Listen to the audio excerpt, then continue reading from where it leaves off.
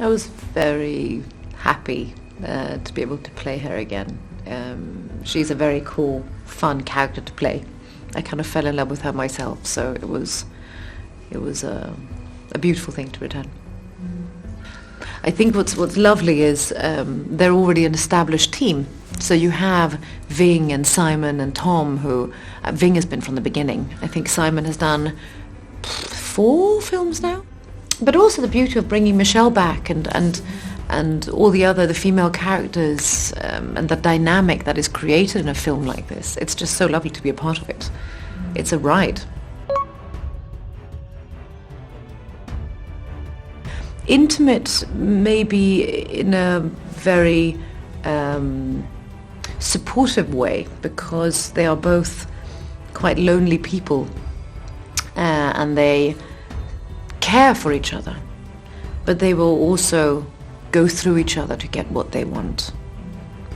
And I think what you mean when you say intimate is the way they speak. It becomes a beautiful kind of bubble between them, where they know each other's language and no one else means anything at that very particular moment. My agent rang me up and said that Chris McQuarrie wants to meet you, so I met him for breakfast and we chatted, and he'd seen The Crown. Tom had seen The Crown too, so then we all met, and within an hour Tom said, do you want to just come and do a part in our movie? And I was like, yeah, of course, I'd love to. So yeah, it was a really exciting thing. I think it was a challenge to play somebody who was sort of enigmatic and that you couldn't work out really what she was thinking, and restrained. And I was shooting The Crown at the same time, so I was going back and forth between them and, really trying to play 2 completely different people. And so that was the most challenging thing, and also to play a sort of a femme fatale quality, but that wasn't, sexualized or a romantic interest per se, that she was her own, in her own power and autonomous and sort of an individual.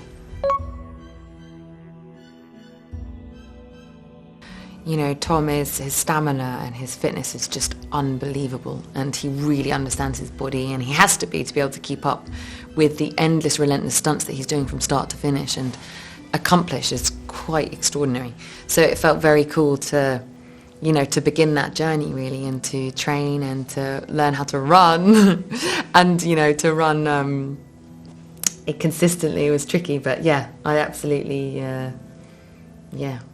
I really enjoyed that part of it. I was very grateful, and my life has changed because of it, and Tom is responsible for that, and I think he does that with a lot of people. It's very cool.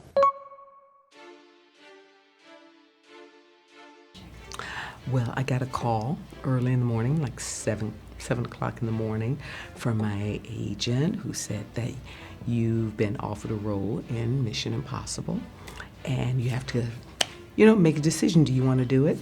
It's like, what Mission Impossible are you talking about? He was like, the Mission Impossible with Tom Cruise. I was like, oh, that one? Oh, the real Mission Impossible. So it's like, of course, I spoke with the director, Chris McQuarrie, and I asked him, do I live or do I die? And he said, you get to live. He sort of laughed and said, you live, you don't perish. I said, okay, well, that's all the questions I have for you.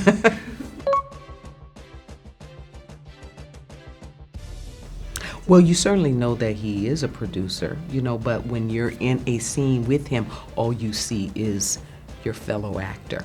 And that's a testament to him. That means that he's present in that moment. He's not, somewhere else with the other hat thinking other thoughts. Now, if they say cut, I'm sure he goes into that and you're freezing. He's just like, he's the caretaker. It's like, make sure we get these heaters, on Angela. She's cold here. You need anything else? So he wears many hats, and they all look great on him.